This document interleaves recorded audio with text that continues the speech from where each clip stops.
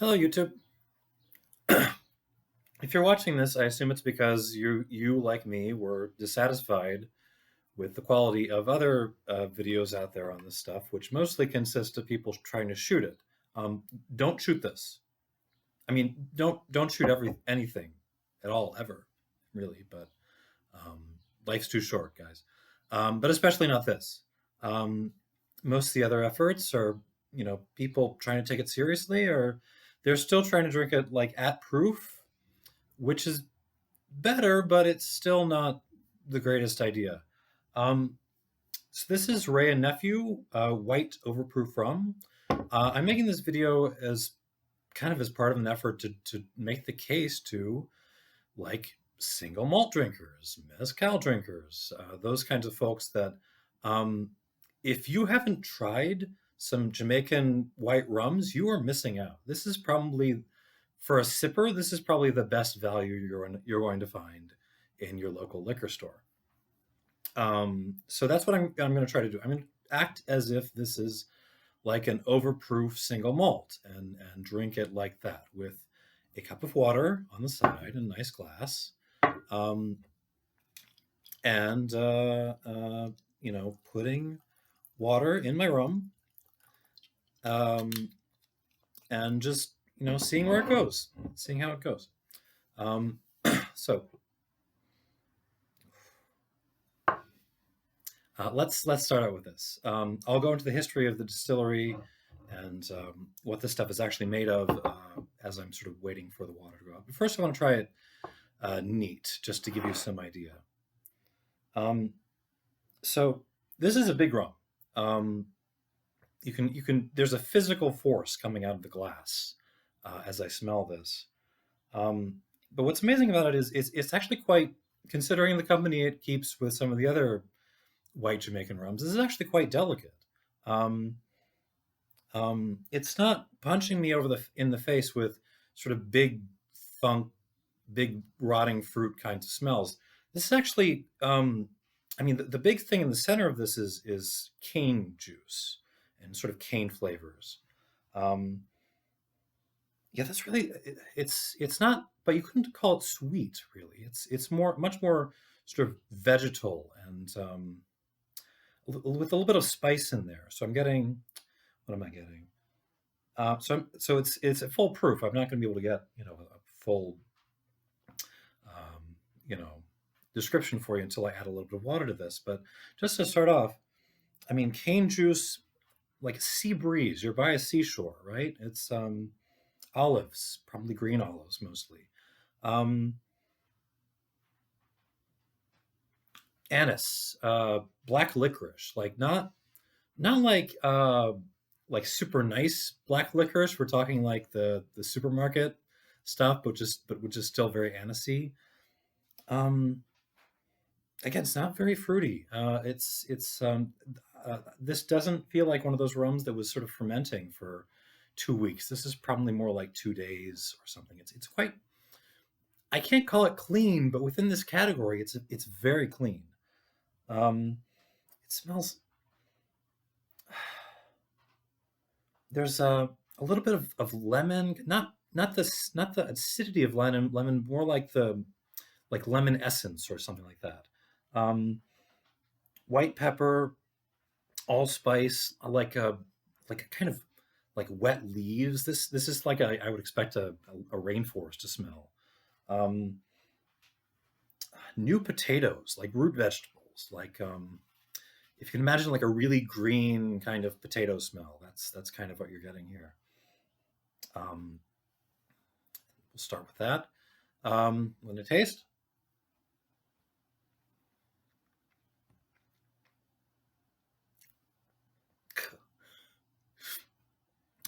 tiny sip. Okay, do not shoot this. Do not like drink it as you would, your Captain Morgan. This is not that. Tiny sip, holding on your tongue, just to get an idea. So again, you're getting a mingling of the sweetness, which is kind of a cane style, with almost like a smoky, ashy thing. It's not like not peat, not even coal. It's more like if there are any sort of pipe smokers watching this. It's more like a sort of Balkan style pipe tobacco with a lot of latakia in there. It's that kind of smokiness, like Lapsang Souchong or something like that. Um, Cane juice, kind of some spice, black pepper again, nutmeg, maybe some cinnamon, licorice again, olives are kind of right in the center. Hang on, one more time.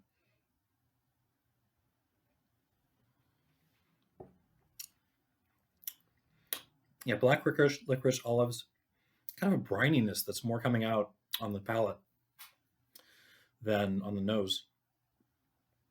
And that root vegetable thing I keep coming back to. Um, so this is I mean, it's big, but again, it's quite nuanced. It's very kind of fingertippy and balanced. Um, Big credit to whoever's putting this stuff together because it's.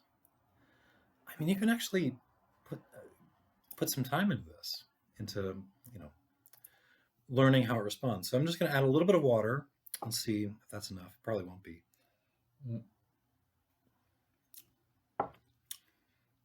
No, let's go a little more.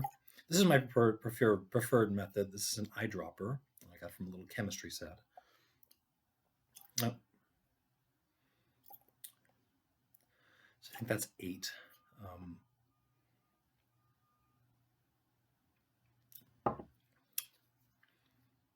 yeah, that's about there. Once you bring this down to about 40-45% alcohol, it starts to sing a little bit more along with your being able to actually kind of experience what's in there.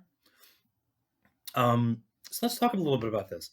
So Wray and Nephew is a very old brand, and it's very famous in Jamaica. There's lots of videos on the kind of the mystique of this thing. And one of the side effects of that is it's incredibly widely available. So if you have a decent liquor store, not even a good one, just a decent liquor store nearby, you should be able to pick this up.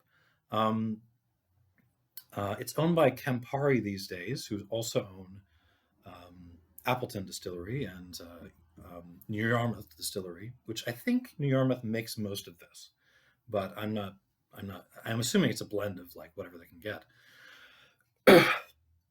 So unlike some of the other white Jamaican rums, this is not pure pot still.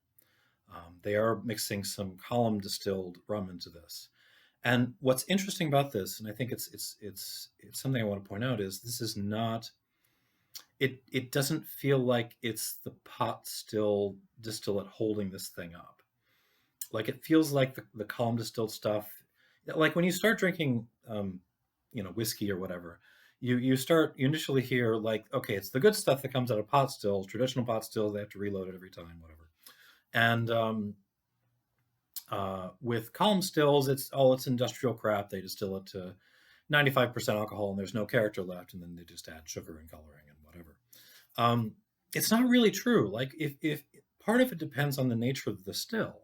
If it's a smaller still and they're only sort of bringing it up to 65-70% alcohol, even if it's column still, you're going to get a lot of character left in that.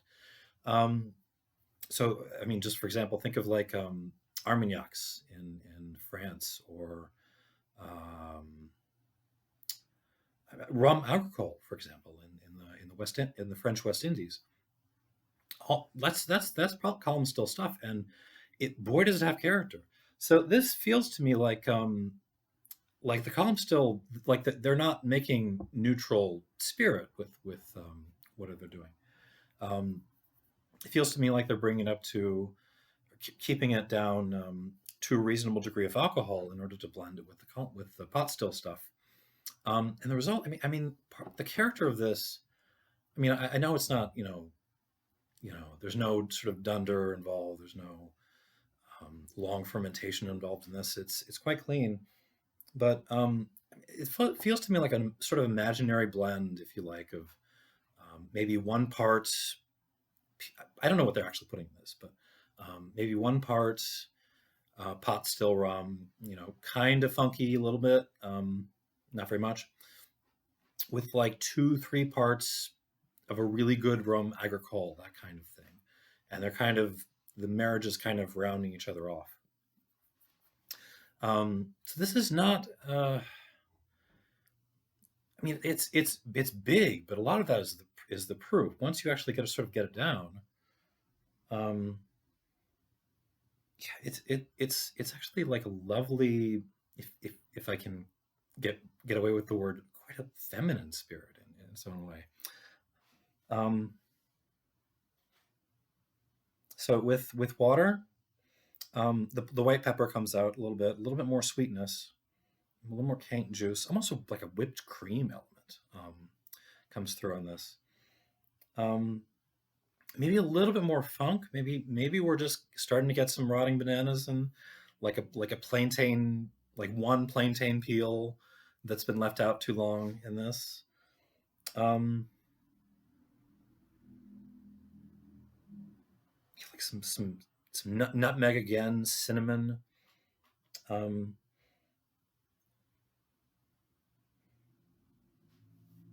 Give it a taste. Hmm.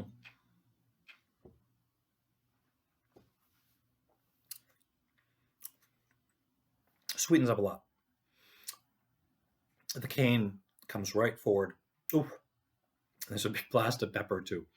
Um, Black pepper, um, more olive, more brininess coming through. Kind of a soot thing. Maybe that's part of the tobacco latakia thing that I talked about. Like wonderfully balanced. Um, this is not going to get lost in a cocktail if you want to use it for that. On the other hand, like in most liquor stores, this is not going to cost you more than 25, $30. And um, wow, does this blow like, I don't care what you drink. If you drink, bourbons and ryes and single malts, whatever around that price range, this as a flavor, you know, option, this blows them all out of the water. I can't think of a better of like a more flavorful spirit that you can buy for that amount of money. Um, like on my sort of Robert Parker 100-point scale, this is probably like an 86 plus. I know everyone hates pluses. I like pluses. Um, I would say this is comparable to like if you're like a malt nerd, um, like a young Kalila or something, like a 7-year-old cast strength Kalila or like a Bunhaben, something like that. You should treat it with the same respect as that, but it's like a third of the price. So you can drink this all day while you enjoy quarantine, which we're doing right now, actually. As I record this, and you know, you can buy 3 bottles of this for a bottle of independent Kalila. So 86 plus. If anyone cares, I may do reviews of some other white rums like this, or maybe some other spirits. We'll see. God, it is good, and that sort of that potato thing is just kind of amazing. I don't know if I've had that in a rum before. Yeah, I mean, this is. I mentioned pot still rums and column rums, and this is like cheaper than all of them. So, you're definitely getting something for your money with this. Um, Cheers. Thank you very much.